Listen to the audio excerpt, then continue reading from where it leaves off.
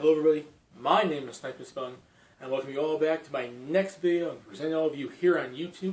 It's going to be a continuational video of the video I posted a couple of days ago, how I would do the Marvel vs. Capcom Infinite roster. And with that video, I basically just made it simple. I created a couple roster picture videos, pictures for a video in like PowerPoint, and basically just made it simple, a slideshow, the name of the game, the Marvel roster, the Capcom roster, played it over a theme song which was like the highway theme for Mega Man X. Made it quick and simple, a minute, people can get in there, get out, kind of know the gist of what I did for my roster. Very, very simple. Like kind of like what I did with the Smash Bros. 5 roster like months ago, like last year or so. Or early this year, I mean. Basically just a quick little simple roster video, just so people come in and see and just kind of get how I would do it. Like just see the characters I would include. But not go into detail, not go into, explaining why I chose who I chose, why I represented who I represented, who I include, who I did not include, and so on and so forth.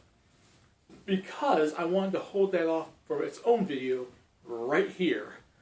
Like me explaining my Marvel vs. Capcom Infinite roster and explaining my choices for all of you. Now, let's get that started with the Marvel side of things. And then we'll get on to Capcom second. Now, with the Marvel roster, I basically wanted to represent all of Marvel. Old school, new school, characters that were popular throughout history, characters that are popular now, characters that have been included in multiple different media for Marvel over the years. Obviously comic books, TV shows, cartoons, video games, movies, books, other various different types of things. I wanted to represent all of Marvel, characters from all across the Marvel universe, and not try to focus too much on one side of things. Like not too many X-Men, not too many, Avengers, not too much on the MCU, because I do believe there was a rumor on that, but they were focusing pretty highly on the MCU like a couple of months back when this game was first announced. And if that was to be true, I think that'd be kind of honestly stupid, because the MCU only represents a part of Marvel. If you did that, you would be missing a lot of various characters, a lot of various IPs, a lot of various things from the Marvel Universe if you focus only on the MCU, because the MCU only focuses on a couple characters like the Avengers and Ant-Man and Doctor Strange and all that. So I tried and I think that idea was disproved just recently, that was not what Marvel and Capcom were going for on this game. But if that were true, I think that'd be honestly stupid, and I still would do my roster my own freaking way against that, because I think that'd be stupid. But I wanted to represent Marvel, all the history of Marvel, for all the different media, just like I said. I wanted to represent characters that are long-standing characters since its inception throughout the years, and characters that are big now. Now, those characters that are big now may still have been big back in the past, or maybe they were minor characters back in the past, but now they are major characters now. So I tried to focus on all the different aspects of it. I wanted to kind of make a roster that I felt is universal for Marvel characters. It represents a big, large bulk of Marvel. Now, obviously, you won't get everyone, because that's freaking impossible. There's a billion Marvel characters, and my roster's only like 20 something. Yeah, about 20 something. But I tried to, in my best effort, when I made this roster, kind of go off the size of Marvel vs. Capcom 3, Ultimate Marvel vs. Capcom 3, and kind of go off that roster size for both Marvel and for Capcom. So that's what I was going for in size here. But like I said, I wanted to basically represent a Marvel roster that's universal with all of Marvel throughout history, and it doesn't focus too much on one side or one aspect. And it focuses on characters that are long-standing and characters that are, important now. And let's get that started on why. Now, obviously, Iron Man is a mainstay, Marvel character. He's been around for a long time. He's already, been, confirmed. But even if he wasn't, I would say, yeah, he is a mainstay character. Captain America's been confirmed, mainstay Avenger. The Hulk's been confirmed. Thor's been confirmed. Both of them are mainstay Avengers. They would be on my roster regardless if they were confirmed or not, because they're major characters. And they've been in pretty much every single Marvel vs. Capcom game, pretty much for the most part, till now. They are, alongside the X-Men, defining characters of Marvel and defining characters of Marvel vs. Capcom. We get Spider-Man, another character that's been around since the inception pretty much of the franchise, a major character in Marvel. He hasn't been confirmed yet, but his importance throughout video games and comic books and movies and TV shows he's pretty much he's one of their big time characters. They're not going to not include him. Then we have Black Panther. I know he's a long-standing character, and I did say I wasn't. I disbelieved in the whole MCU thing, but I do believe his importance now. You know, in Captain America: Civil War, and he's getting his own movie. He's going to be important in the MCU. He's got a resurgence. He's a long-standing character, but he's got a resurgence because of the MCU. So I include him because of that, and he is going to be, I think, an important new character to involve for the roster to show off the Marvel side of things in the roster. Then we get Ant-Man. Same thing kind of as like Black Panther. He's gotten important now, because of the MCU, but he's been around just as long as a lot of these characters. And now he's starting to get some importance. Now he's starting to get a push from the company because of his involvement in MCU, and he's showing up in other things like various little mobile games and video games and TV shows. He's important now too, and you can make a very interesting moveset for him because of his size difference and stuff. Same thing with Black Panther, like the whole fighting style with the claws and everything. Yeah, that's kind of like Wolverine, but it's not the exact same. They fight totally different. Then we get War Machine. Now, War Machine was not in Marvel vs. Capcom 3, but he was in Marvel vs. Capcom 1 and 2. And I was thinking, like, he's definitely a character I'd like to see back because of his importance in the MCU and importance in video games, importance in various other media like cartoons and movies and TV shows and whatnot. Bring him back. He's a veteran character I would want to see brought back because of his importance now, and you can differentiate him. You can make him have a distinct, different, unique moveset from Iron Man. I think in the old games I do recall that he was like a clone. He was like pretty much like a Ken to a Ryu. He was Ken to Iron Man's Ryu. He was pretty similar to Iron Man if I can recall, but you can differentiate him and bring him back because he's important now. I know he missed Marvel vs. Capcom 3, but bring him back, I would say. Hawkeye's been confirmed, but even if not, he's got importance now. He's a long-standing character. He was in Marvel vs. Capcom 3. He's one of the characters I did want to, definitely keep around. Like I said, I was looking heavily at Marvel vs. Capcom 3 to see who I'd want to keep and who I'd want to, who I think would be the best choices to cut to bring in some more representation from different aspects of Marvel and Capcom. Then we have Captain Marvel. She's getting huge now. She has her own movie. You can do a very interesting moveset for her. She's already been confirmed, so there you go. Loki. We give ourselves another villain and his importance. And obviously, I'm not just confirming, like I said, I'm not going only off the MCU because I do believe the idea of that is stupid, like I basically mentioned before. But kind of getting inspired by the MCU is, and the importance of use of characters from the MCU is obviously going to play an importance. So I did look at that aspect. But I didn't rely on it like the rumors said they were going to heavily inspire stuff from it. But I got inspired, to use that as inspiration because of how popular it was looking at also video games and TV shows and what comic books and whatnot. But like I said, with Loki, you get Thor's brother, you get a villain, another villain to the franchise, you give Thor another character from his universe. He has a very unique moveset, and if you make him anything like the movies, he's a very entertaining character. And even then, his character from the comics and cartoons and whatnot, it's basically the same freaking character. His personality fits the universe so freaking much.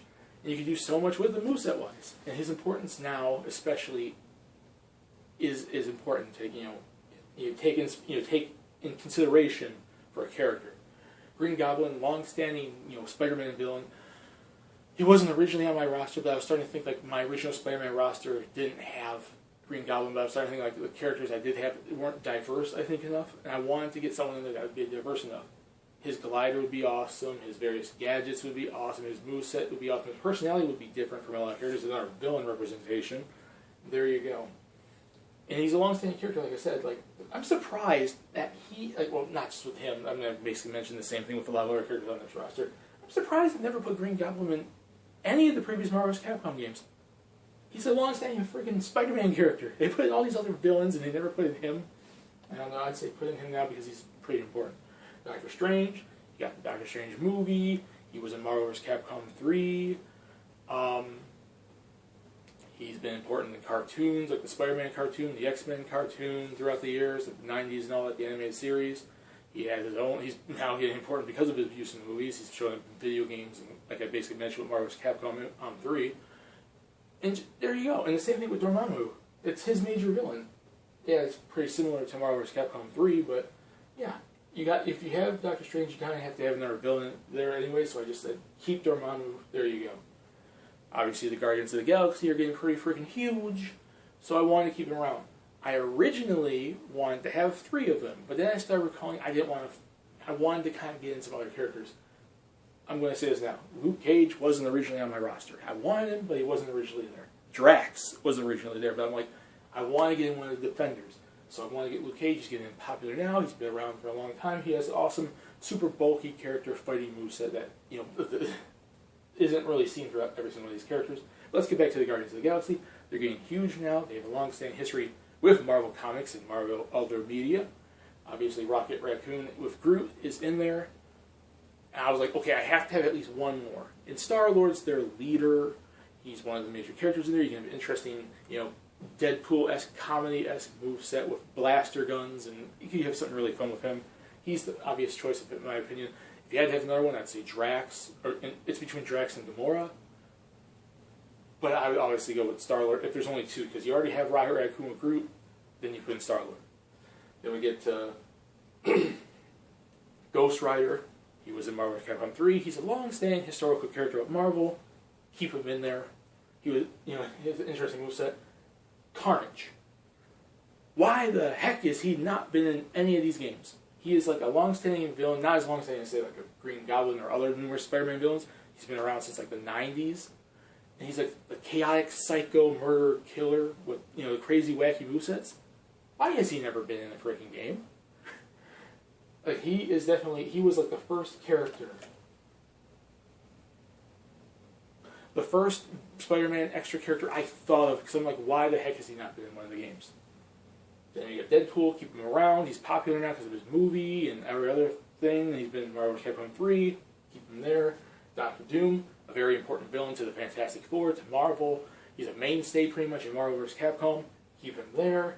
Then we have the X-Men. I kept Wolverine and Magneto because they're mainstays in the franchise, a big major hero and a major villain. Then I add Mystique, so I have someone different from the universe. A character that's not necessarily a villain, but not necessarily good. She's kind of in the middle. You can have her crazy changing abilities and moveset. It'd be kind of cool to see her. She just would be kind of interesting. And someone new, so we don't have all the same X-Men. We have someone different. Miss Marvel, because of her fighting style. I want another female character on the roster. We have Captain Marvel, so now we have the new Miss Marvel. There you go. Blade. Why the heck he's never been there, I have no freaking clue. You have your vampire powers with his sword and his gun. He had a unique moveset. He's been around since, what, like the 70s? I forgot exactly when the first, Blade comic was. He's had numerous movies. And he has importance to him. And he's been in other video games like Ultimate Alliance and everything. Why the heck he's never been in Marvel vs. Capcom? I have no clue. Then we have the Punisher, which just fits into the exact same boat as Blade. Why the heck he hasn't been in there? He's a major character. He has his own TV show now. He's been in numerous other video games and numerous other comics, and he's pretty freaking important. He's diverse enough. Like I said with Blade, he has vampire powers and his sword alongside his gun. And then there's comedic abilities for something like Deadpool or a Star-Lord. He's straight up serious just with guns. Just make him like a more darker version of Chris. There you go. And Ultron, because he's the main villain of the game, obviously, but also he's pretty freaking important now because of the MCU, and he's a cool character, giant, evil robot, and various cool moveset. There you go. There is my Marvel roster. Let's get on to Capcom, which would be a lot more fun to talk about, because I love me some Capcom games. And we obviously start off with the Street Fighter franchise, pretty much one of Capcom's biggest, franchises. Ryu and Chun-Li are both confirmed. They've also been in since day one. Why the heck won't they be there? I included Rashid from Street Fighter V because I do believe they would have a Street Fighter V character. Like, Marvel vs. Capcom 3 had Steve Viper from Street Fighter 4, which was the newest Street Fighter at the time. So I'm like, okay, they put her in there from Street Fighter 4. So Street Fighter 5, you get a big major new character. I considered, I considered like every other one of the characters, but it's like none of them really were that interesting. Laura is kind of boring. Fong is whatever. Nikali was the only one that came close to even being on the roster. Fong was interesting because he could be like an Ultron, like little mini assistant. Oh, I lost M. Bison, now I'm going to work for Sigma Ultron or whatever. Ultron Sigma. But Rashid just stands out as like the coolest of the new characters from Street Fighter V, and you have his like wind of the turbulence and all this crazy. I just think he'd be the most interesting to have. Then you get to Resident Evil. I chose the two mainstays from the first game. Chris, who's already been confirmed. I really wanted Leon in this game. And Jill, because she's a mainstay from the first one. or second one, I think. She wasn't in the first one. She was in Marvel Capcom 2. Okay. But she's also mainstay, and you have various different, unique, different gun playing abilities. It's her, and she'd be more like, maybe like Revelations, but he would probably be more like Resident Evil 5, 6. And then you could do a diverse moveset with that.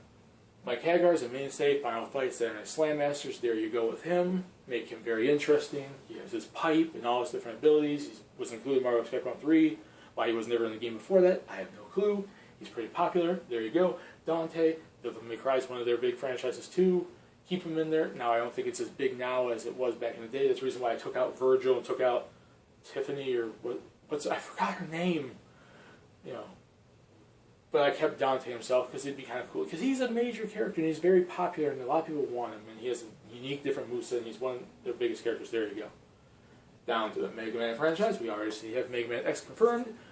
But even if it wasn't Mega Man X confirmed, I probably would have put him on my roster anyways, because the X franchise needs to kind of get something. And Sigma's already the villain, so there you go. And then I include Zero. Not Mega Man X Zero, Mega Man Zero Zero, because I want a different version of Zero. We don't need frickin' Mega Man X Zero all the frickin' time. We got him in Tatsunoko vs. Capcom, we got him in Ultimate Marvel vs. Capcom 3, Marvel vs. Capcom 3, you know, normal, whatever. Give him a different, unique look. Now, you could probably choose... I think there's other forms of Zero anyways, but Zero from the Mega Man Zero franchise is, you know, different enough to not be the exact same Zero from the older games, and you can give him a similar moveset, but different enough to make him unique and give us something else than just a plain old everyday X-Zero.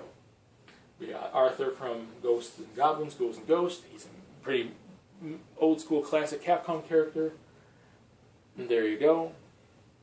Frank West. He was, you know, the Dead Rising franchise has been pretty freaking popular since it came out in like 2006. I know he's only been in 2 of the games, but his unique style using his camera and having the zombies help him and everything is, I think, pretty different enough, and it's also a popular franchise. Captain Commando, just like I said with War Machine and Marvel, my intentions were to bring some characters back, which I only brought like 1 back from each, but it was War Machine for Marvel, it was Captain Commando for Capcom, because he's a big arcade character. He was like their original like mascot almost. You know, Capcom, Captain Commando. He was like there pretty much before Street Fighter and before Mega Man. And he's a pretty important, popular classic character that also defines Marvel vs. Capcom, so why not bring him back? Beautiful Joe, major franchise for Capcom, cool, unique fighting style. Maybe it will push them to do a 3 Capcom, Beautiful Joe 3. Strider, he's already been confirmed, but he's also a pretty mainstay character. So there's that. Then I went on to Darkstalkers, because I wanted to give Darkstalkers more love, and it seems like Capcom continues to not really do that. Although in Marvel vs. Capcom 3 there were 3 Darkstalkers characters, but I wanted to diversify that a little bit. Obviously I kept Felicia and Morgan, because they're the 2 freaking most popular characters pretty much in the entire Darkstalkers franchise, but I didn't want to bring Heisenko back, because I'm like 3 female characters from there, and it's like, Heisenko's okay, but we got a freaking werewolf in John Talbane who can do karate and whatnot. Why the heck he hasn't been in 1, I have no clue. Although I think he might have been in 2, I don't know for sure. It's been a while. I don't really know the roster for 2 right now. But if he has been in the game, bring him back. And if he hasn't, why the heck hasn't he been in 1? There you go. We got Matarasu from Okami because it's a major character. She was finally included in 3. She was in Tatsunoko vs. Capcom as well. Bring her back for her unique fighting style. We got Jean from God Hand. Give that franchise some love. Maybe we can get a God Hand 2 Capcom. He has a unique fighting style with the God Hand, the punches, all the crazy, wacky maneuvers he does. It'd basically be Capcom's Deadpool. Because he probably would break the 4th wall and do a lot of random crap. Phoenix Wright obviously comes back, because Ace Attorney is one of their biggest selling, highest, most popular franchises, and he was finally included with Ultimate Marvel vs. Capcom 3, so why not keep him around? And I wanted to, because of how freaking popular it was, bring in another character. Now, my original intentions were either Miles Edgeworth or Franziska von Karma, but Miles Edgeworth I think would be too similar to Phoenix Wright, and then Franziska von Karma, while it would be awesome to see her whip and everything, and her fighting style would be pretty unique, she hasn't really been all that important in the series lately. She only had like 1 game of importance. So, even though I haven't played any of the newest games yet, Simon Blackwell would be pretty cool. It's it's basically an antagonistic character like a Miles Edgeworth, Franziska von Karma. I think I recall he uses a sword from what I've seen. He'd be able to do some of the same attorney stuff, same with, like, evidence and everything that Phoenix Wright would do, except probably more cooler. And it's a villain representation. I think he'd be very interesting. Then we get down here, and I know it's covered up by the stuff. We got Matsumune Date from Sengoku Basara, because that's a pretty... I think it's pretty popular. I've heard it's pretty popular in Japan, and Matsumune Date is like one of the most popular characters in it. And he's a freaking samurai that holds like, what, 8 swords? I forgot how many swords he holds. I think it holds 6. It's a crazy, wacky fighting style. He's a very interesting character. Put your guns on! And all this other crap, you know. He's a fun character to play as in that game, and I want to see Sengoku Basara get some sort of representation. Before I even go any further, I didn't mention exactly what I was going for in this roster. With Marvel, I said I wanted to represent all of it. But with Capcom, I wanted to represent more of Capcom. Not some of the smaller franchises, some of the bigger franchises, you know, stuff like that, because, you know, like, I wanted to kind of give the franchise, you know, Capcom, you know, more franchises to represent, because there's so many franchises from Capcom. It's actually, honestly, you know, it honestly surprised me that a lot of them haven't even got characters in the freaking game yet.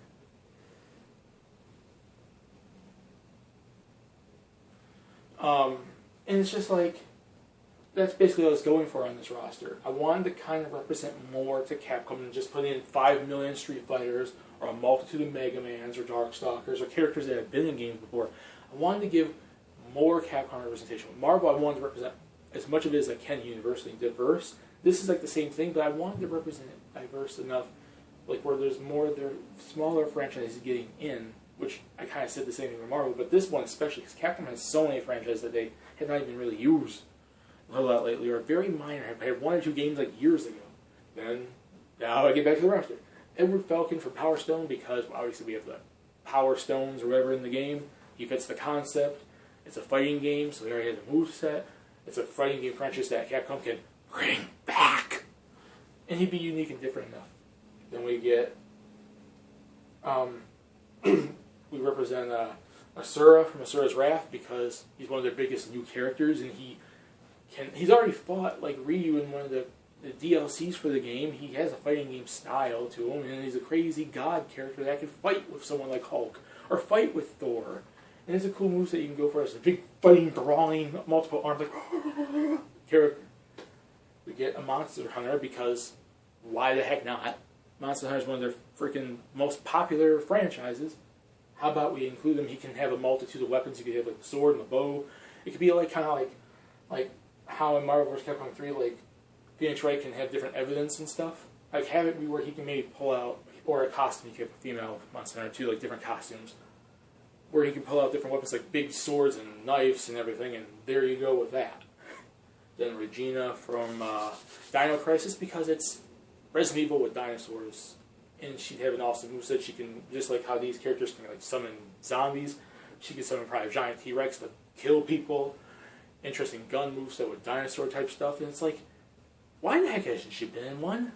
Everyone wants her. I see everyone recommending her. Why the heck is she not in one yet? Then we got Nina from Breath of Fire. I think this is specifically Nina from Breath of Fire 2.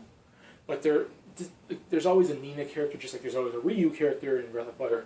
So you could probably just make a more universal moveset for her, and include costumes for Breath of Fire in 1, 2, 3, and 4 Nina. And Breath of Fire needs representation. It's one of their biggest RPG franchises and hasn't been used in years, and everyone wants another one. And then we get the Scorpion from Saturday Night Slime Masters, which is my own personal choice, and I do see other people recommending them too, so it's not only me.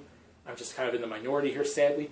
But I would love to see Saturday Night Slime Masters get represented somehow, and not just with Mike Hagar, because he also represents Final Fight, and it's not the same as representing like one of the characters like Gunlock, or Biff Slamkovich, or one of these other characters from Saturday Night Slime Masters. And Scorpion always came off as cool to me, because he does some electric attacks. He's like a luchador, Japanese masked wrestler dude. He just has an awesome look to an awesome fighting style. Why the heck not? And give us some of these characters in Street Fighter, Capcom. Or maybe you can bring back a 3 for Saturday Night Slime Masters. Something. And that's it. That's my explaining the Marvel vs. Capcom Infinite roster. I know I went on for, what, like 20 minutes? Probably.